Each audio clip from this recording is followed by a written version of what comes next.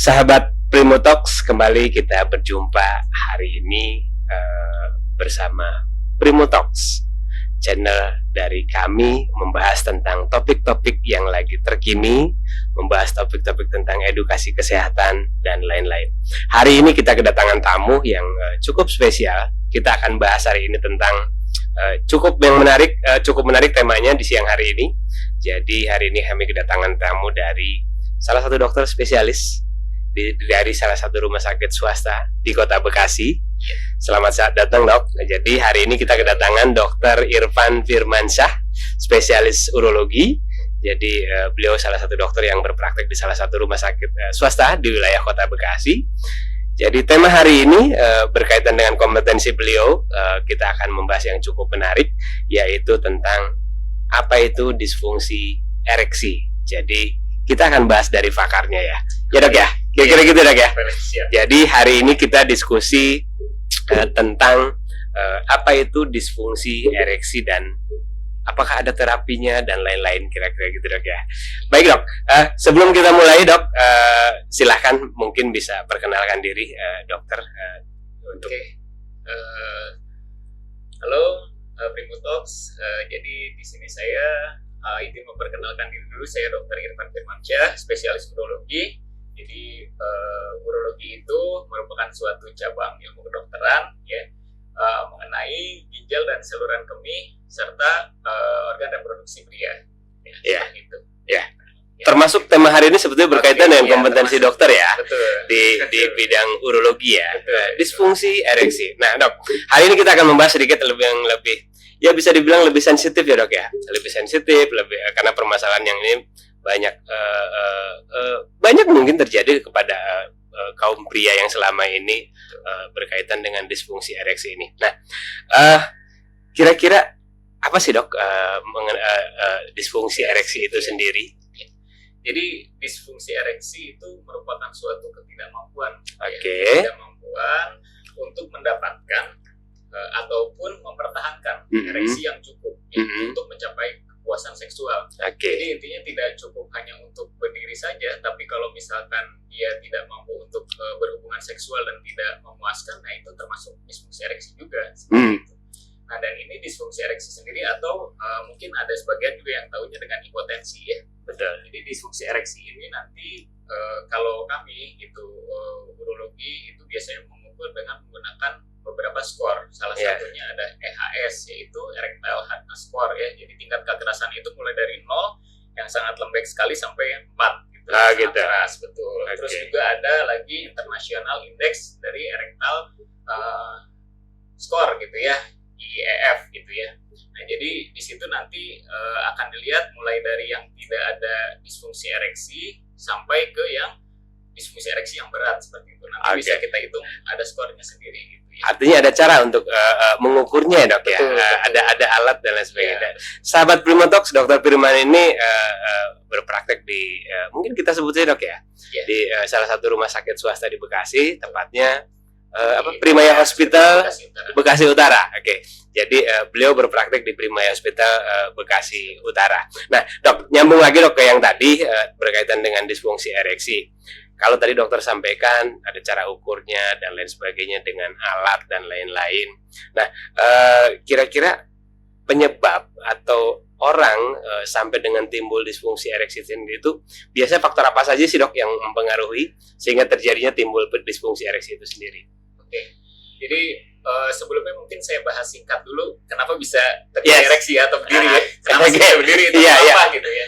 Jadi ereksi itu merupakan suatu keadaan fisiologis ya, artinya kan alami gitu ya. Betul. Kalau misalkan kita mendapatkan suatu stimulasi atau rangsangan seksual. Nah, jadi sebetulnya penis dalam keadaan normal itu kan lemas. Tegak. Ya, juga ya. Lemas. Lemas. Lemas itu artinya dia di situ ada namanya otot polos, dia itu berkontraksi ya, sehingga tidak ada ruang di situ untuk darah masuk. Nah, jadi yang bikin kerasnya itu adalah darah yang masuk ke ruang-ruang di dalam batang penis kita. Ya, jadi otot polosnya itu rileks, masuk banyak darah ke situ sehingga keras, dan nanti lakuner-lakuner itu, ruangan itu menutup untuk aliran vena darah balik. Jadi semua terisi darah, jadi keras. Nah, tentunya kan di situ ada faktor dari rangsangan seksual gitu ya, faktor aliran darah, saraf. Nah, penyebab-penyebabnya juga berhubungan dengan itu.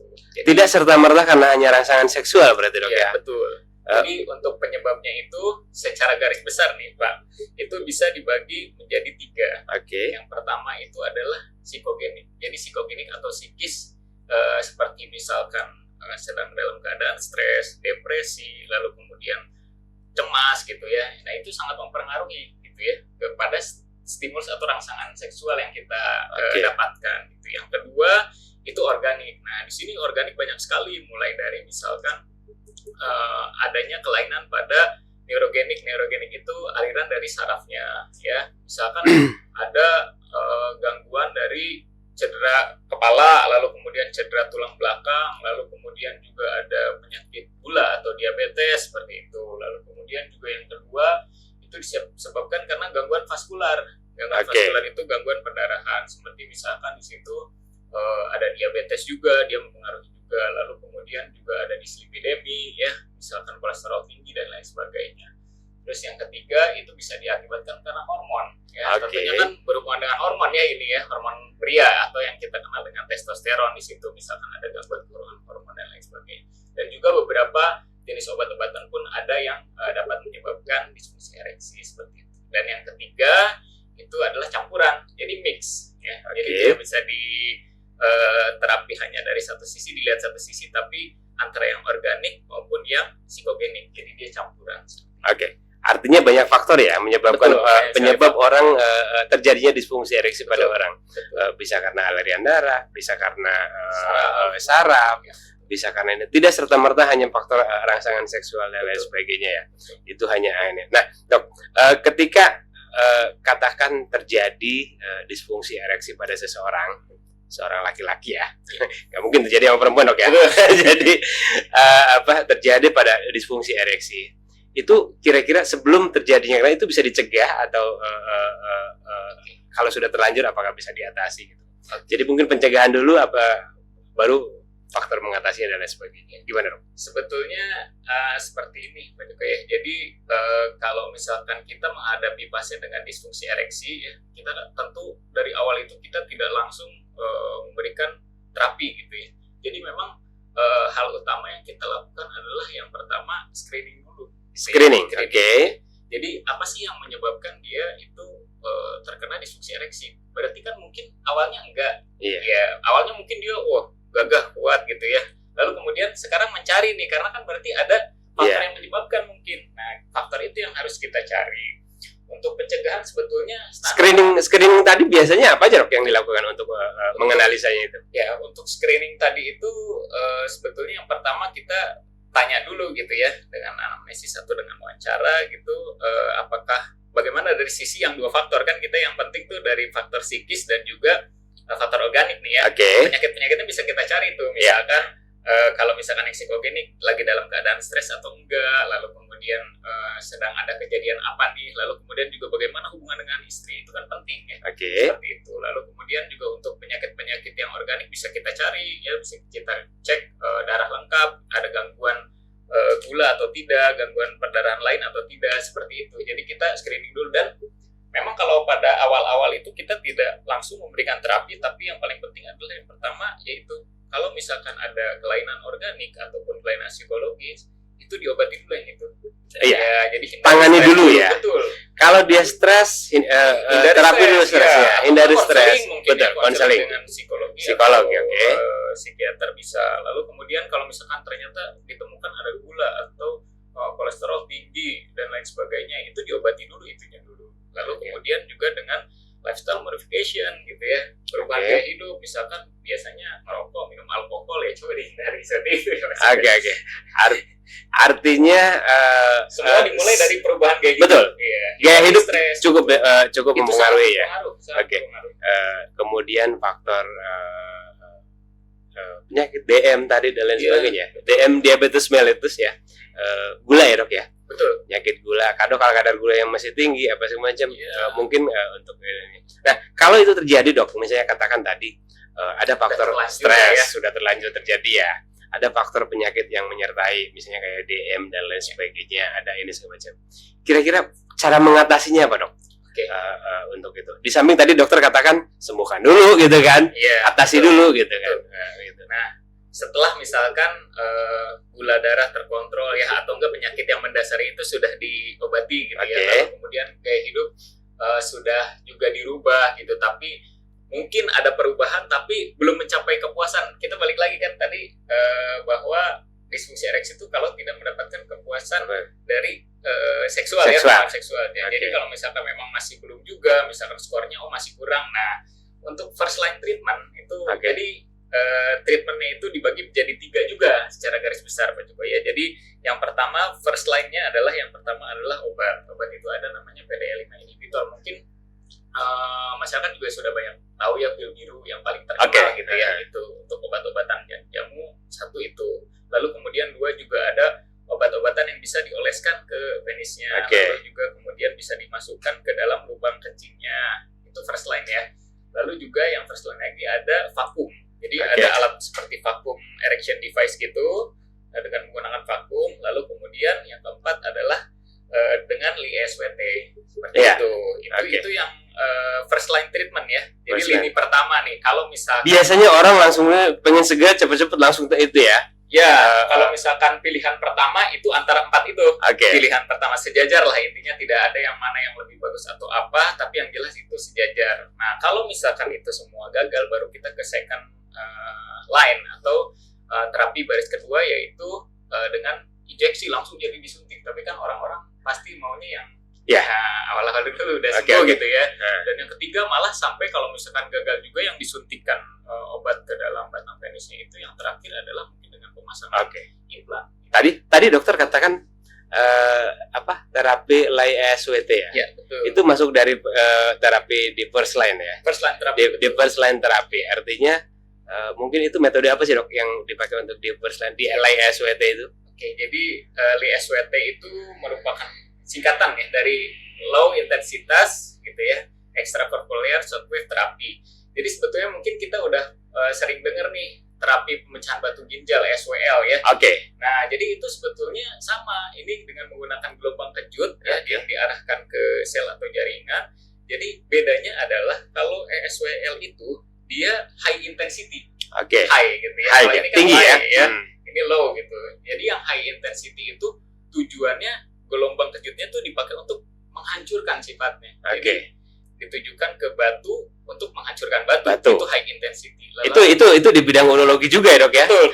SWL itu ya. Betul. Gelombang kejut di bidang urologi menghancurkan batu. Nah, kali ini LISWT ya digunakan sama-sama gelombang kejut ya. Betul. Gelombang kejut dengan intensitas yang rendah. Jadi beda tentunya pukulannya ya. Jadi untuk low intensitas ini dia intensitasnya rendah dan tujuannya memang menimbulkan trauma, tapi dia mikro trauma kecil di sel ya. Jadi misalkan kita ke sel-sel, pengennya kan di sel-sel di dalam penisnya gitu ya. Nah, tujuannya apa? Balik lagi ke tadi fungsi ereksi, bahwa harus ada dilatasi pelebaran pembuluh darah mengisi. Nah, jadi tujuannya itu untuk menyebabkan merangsang pembentukan pembuluh darah baru, menyebabkan dilatasi sehingga ereksi bisa tercapai seperti itu. Kepuasan tercapai ya jadinya itu. Jadi itu yang kadang-kadang. Nah, menarik tadi ketika dikatakan ada terapi LISWT. Jadi bagi para sahabat Primotox, ketika sudah terjadi disfungsi ereksi yang menimpa, mungkin terjadi kepada sebagian orang di luaran sana, bahwa banyak cara yang kita bisa lakukan untuk terapi disfungsi ereksi. Tadi Dr. Irfan katakan bisa karena faktor stres, bisa karena faktor penyakit, bisa karena diabetes mellitus, gula, dan lain-lain.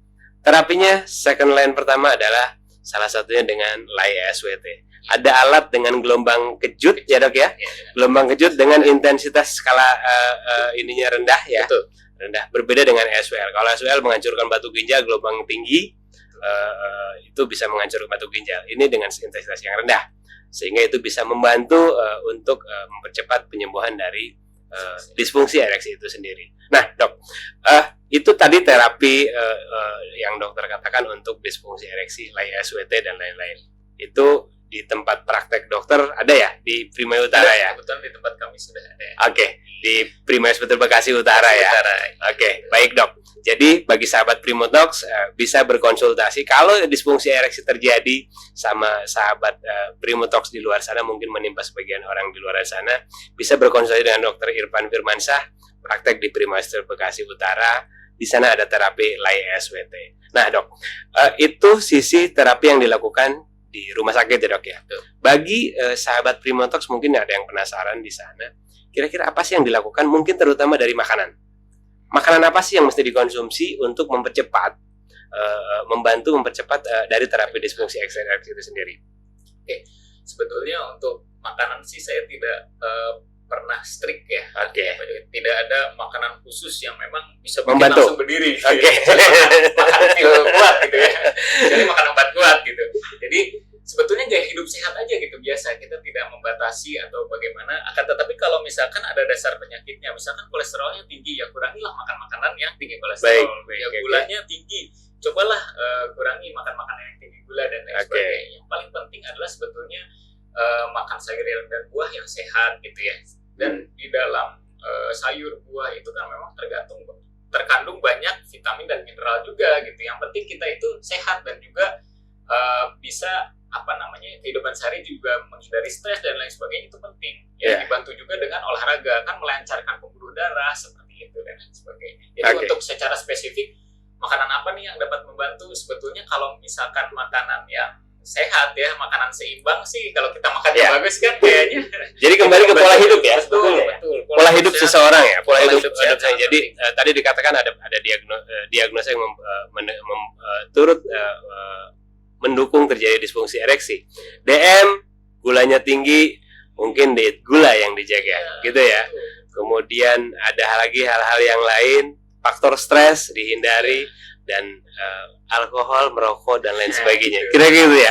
Balik lagi kepada pola hidup sehat seseorang gitu ya. Buat itu. Dok, cukup menarik dari itu. Jadi saya pikir nggak terasa kita sudah hampir 20 menit dok diskusi tentang disfungsi ereksi, dan ini merupakan satu diskusi yang cukup menarik sebetulnya. Panjang sebenarnya kalau harus membahas ini dok. Tapi kita ambil inti-intinya saja bahwa artinya orang tidak usah berputus asa ketika terjadi disfungsi ereksi. Ada cara untuk mengatasinya, kira-kira dok. Sebelum kita tutup, apa dari diskusi kita yang mesti dokter sampaikan untuk sahabat Primotox di luar saya? Kesimpulan dari kita diskusi ini. Oke. Ya, jadi kita kan bahas disfungsi ereksi ya. Jadi disfungsi ereksi itu perlu diketahui dulu, kita kalau misalkan ada mengalami masalah dengan ereksinya, saran saya berkonsultasi dulu dengan dokternya. Ya. Untuk pilihan terapi itu sangat banyak gitu ya. Mulai dari yang first line yang saya tadi bilang, terapi lini pertama, ada lini kedua, dan ada lini ketiga. Pastinya tentunya juga dokter nanti akan memberikan lini pertama terlebih dahulu. Diskusikanlah dengan dokter Anda gitu, pilihan terapi apa yang cocok untuk Anda gitu. Jadi memang untuk sekarang yang paling banyak itu masih dengan obat-obatan. Ya, masih banyak dengan obat-obatan, akan tetapi mulai tahun 2010 sampai sekarang itu sudah mulai dikenalkan untuk first line treatment itu tadi ya, yang low intensitas SWT. Lay SWT. Betul. Jadi bagusnya adalah dulu itu kan dipakai untuk batu ginjal tahun 80-an. Sebelumnya sebetulnya untuk yang low intensitas ini udah pernah dipakai juga untuk pengobatan jantung. Ya, akan tetapi karena mungkin kalau jantung itu sifatnya butuh cepat dan lain sebagainya ya, sedangkan untuk di disfungsi ereksi ini terapinya tidak bisa sekali jadi gitu ya. Perlu diingat juga bahwa untuk terapi disfungsi ereksi itu sekali minum obat bisa langsung sembuh, kadang-kadang enggak gitu. Jadi memang harus berkesinambungan, bertahap ya. Betul, termasuk dengan lay SWT tadi bertahap ya. Betul, ditambah pengen langsung berdiri ya, tidak seperti itu. Jadi memang ada aturannya. Kalau misalkan ada yang mau tahu misalkan seperti itu, apakah ini harus berapa lama, mungkin kita bilangnya siklus ya, ditembak kan ibaratnya diberikan terapi itu berapa kali. Kita juga fisioterapi, misalkan nggak enak pinggang dan lain sebagainya, itu di terapi itu kan tidak cukup sekali kadang-kadang ya. Itu bisa didiskusikan juga dengan dokternya seperti itu. Lalu jangan berkecil hati kalau misalkan pakai obat kok nggak bisa, padahal udah diobati penyakit-penyakit yang mendasarinya, gaya hidup sudah dirubah, kan masih ada second line treatment, walaupun ibaratnya lebih tindakannya yang lebih invasif gitu ya, memerlukan tindakan pasif bisa disuntik, ataupun malah yang terakhir kalau sama sekali tidak bisa, ada gangguan misalkan pembuluh darah yang sudah tidak bisa diobati, yaitu bisa dengan menggunakan implan seperti itu. Jadi pasti dapat teratasi asalkan kita berusaha saja. Oke, yakin dan semangat untuk sembuh ya. Dan satu yang paling penting adalah tadi yang disampaikan sama Dokter Irfan, pola hidup. Pola hidup sehat, jaga makanan, apalagi kalau sudah tertimpa dengan diagnosa-diagnosa tertentu, ada DM dan lain sebagainya. Kemudian hindari merokok, kemudian alkohol dan lain-lain. Pola hidup menjadi penting ya dok ya. Cukup menarik hari ini diskusi ya dok, tapi sayangnya waktunya cukup terbatas. Jadi sahabat Primotalks, mungkin itu sebagian diskusi kami dengan Dr. Irfan Firmansyah, spesialis urologi. Beliau berpraktek di rumah sakit di Bekasi, tepatnya Prima Hospital Bekasi Utara, dengan segala terapi menyangkut disfungsi ereksi tadi yang disampaikan adalah LAI-SWT. Terapi dengan gelombang kejut. Tidak menyeramkan sebetulnya kan dok? Tidak. Oke. Penelitiannya sudah banyak gitu ya. Walaupun baru-baru ini ya, akhirnya 2010 kan baru-baru ya. Jadi dengan minimal komplikasi lah ibaratnya. Oke. Iya. Minimal komplikasi ya, itu menjadi penting. Artinya cukup aman dan sejauh ini layanan itu banyak diminati untuk penanganan terhadap disfungsi ereksi. Baik sahabat Primotalks, mungkin demikian diskusi kita hari ini. Jangan lupa like, comment, and subscribe untuk Primotalks, untuk channel ini, sehingga channel ini bisa terus berkembang ke depan, membawakan tema-tema menarik, terutama edukasi-edukasi di bidang kesehatan. Baik, Dr. Irfan Firmansyah, terima kasih sudah hadir di Primotalks hari ini. Senang sekali kita berdiskusi, dan sahabat Primotalks, kita tutup dengan terima kasih, salam Prima bermutu.